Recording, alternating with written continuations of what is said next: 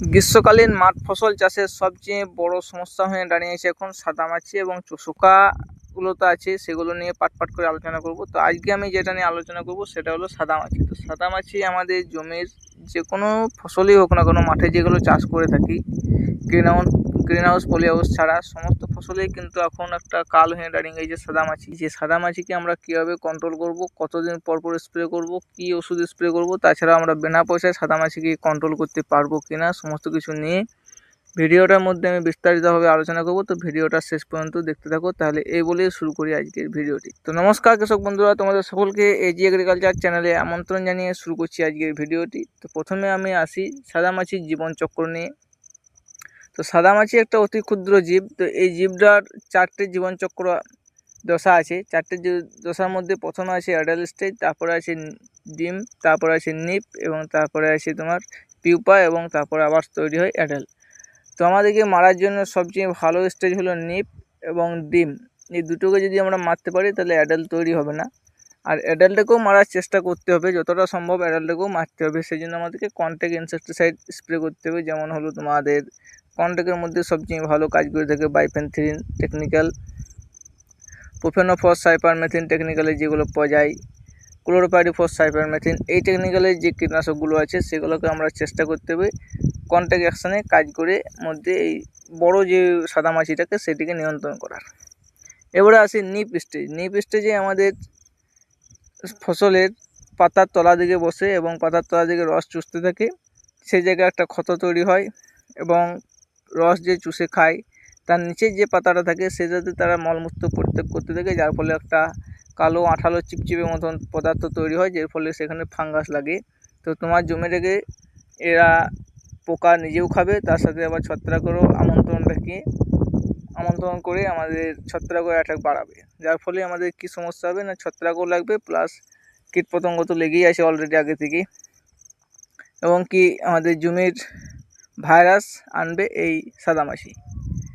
তো এই নিপ অবস্থাতে আমাদের সবচেয়ে ভালো কাজ করে থাকে যেমন সিস্টেমিক ইনসেকটিসাইড, যেমন হলো ডাইফেনথিউরন টেকনিক্যালের যেমন আছে পেগাসাস, অথবা আছে ডাইনোটিফিউরন টেকনিক্যালের যেমন আছে তোমাদের ওসিন, টোকেন, অথবা তোমাদের যেমন আছে এখন সাদামাছির ইফিকন।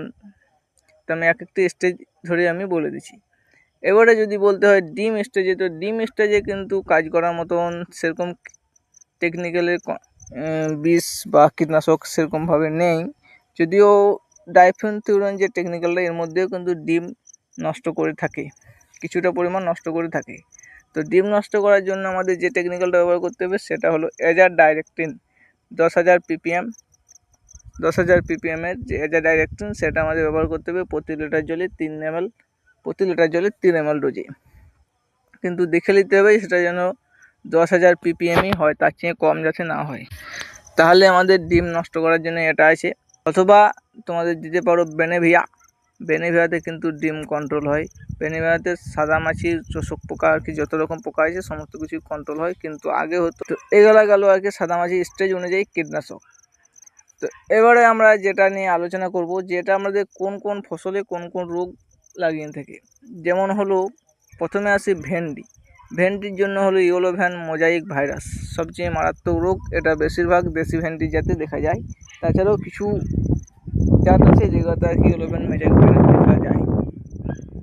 তারপরে আসে মুগ, এটাতেও লাগে ইয়েলো ভ্যান মোজাইক ভাইরাস, যেটা বলছিলাম না যে মাঠ ফসল যে কোনো মাঠ ফসলেই লাগছে ইয়েলো ভ্যান মোজাইক ভাইরাস।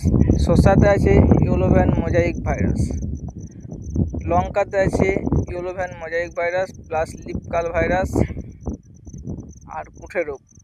3-4টে রোগের আবির্ভাব করে থাকে। ঝিঙ্গেতে লাগে ইয়েলো ভ্যান মোজাইক ভাইরাস এবং লিফ কার্ল ভাইরাস। বেগুন, টমেটো সমস্ত ফসলে আর কি কোনো ফসলটাই বাদ নেই যেটাতে এই সাদামাছি লাগে না বা সাদামাছির আক্রমণ হয় না, এমন কোনো ফসল গ্রীষ্মকালে নেই যেটাতে লাগে না।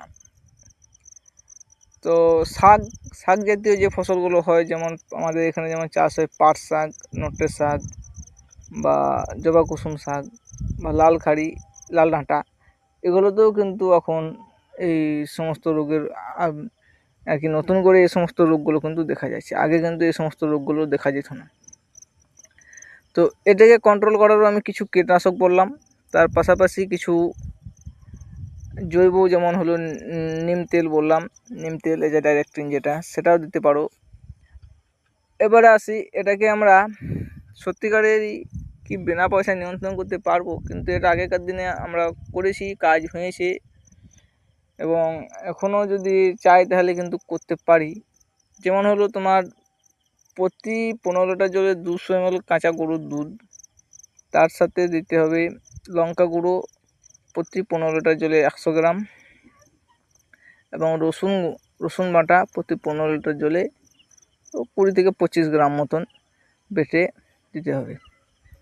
এক রাত ভিজিয়ে রাখতে হবে ওই লঙ্কা গুঁড়ো এবং রসুন বাটাটাকে এক রাত ভিজিয়ে রাখতে হবে।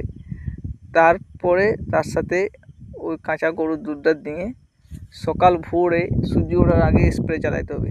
কিন্তু এটা মাঠে স্প্রে করা কিন্তু খুব কষ্টকর হয়ে যায়, কারণ এটা লঙ্কার যে ঝাঁঝটা কিন্তু খুব লাগে, তাই মাঠে এটা প্রয়োগ করার চেষ্টা করবে না।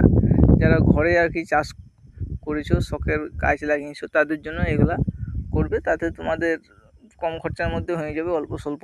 তারা একটা কাজ করতে পারো, যে কীটনাশকগুলো দিছো তার সাথে গরুর দুধ প্রতি 15 লিটার জলে 100 ml, অর্থাৎ আমরা যদি বলে থাকি 1 পোয়া, ওই 1 পোয়া গ্লাসের 1 পোয়া, আর তার সাথে স্টিকার অতি অবশ্যই দেবে, যাতে পাতার ওপর থেকে নিচে অবধি কীটনাশকটা পৌঁছে যায়। তো মাঠে যারা স্প্রে করবে তারা অতি অবশ্যই বিকেল 5টার পরে স্প্রে করবে। যদি টেম্পারেচার 40 ডিগ্রি 35-এর মধ্যে থাকে, সেক্ষেত্রে বিকেল 4টার পরে স্প্রে করবে, যাতে পাতার মধ্যে শোষণটা হয়।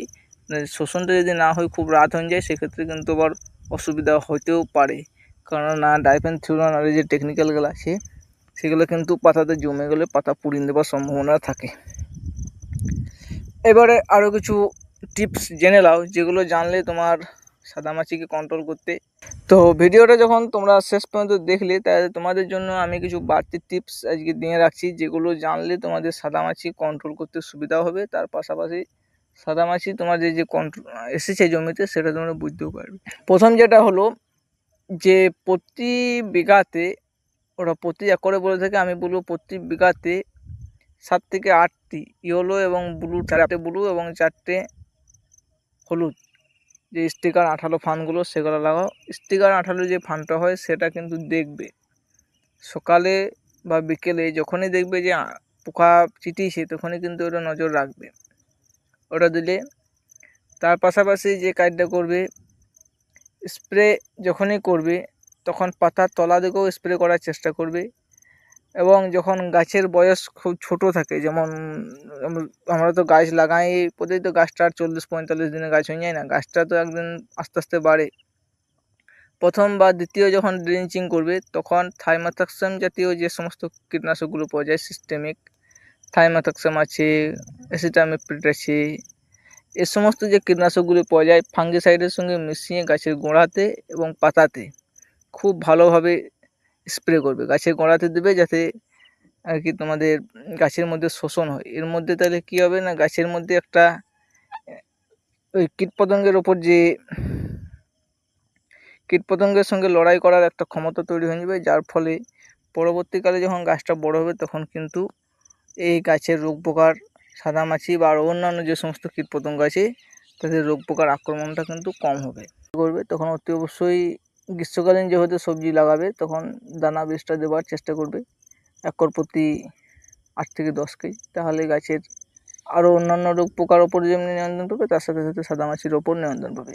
তাহলে এই ছিল আর কি সাদামাছির বিস্তারিত আলোচনা। সাদামাছি একদম জীবনচক্র থেকে শুরু করে সাদামাছির শেষ পর্যন্ত, এবং কীভাবে কন্ট্রোল করবে, সমস্ত কিছু নিয়ে আলোচনা করে দিলাম। তাহলে এই বলেই এই ভিডিওটা রাখছি। ধন্যবাদ, ভালো থাকবে। আর যারা চ্যানেলে নতুন, তারা চ্যানেলটা অতি অবশ্যই সাবস্ক্রাইব করে নেবে। আর ভালো লাগলে অতি অবশ্যই লাইক করবে। কোনো কিছু যদি বুঝতে না পারো, এছাড়াও যদি তোমাদের কোনো কীটনাশক জানা থাকে, তো সেটা কিন্তু কমেন্ট করে জানাবে। এই বলেই রাখছি।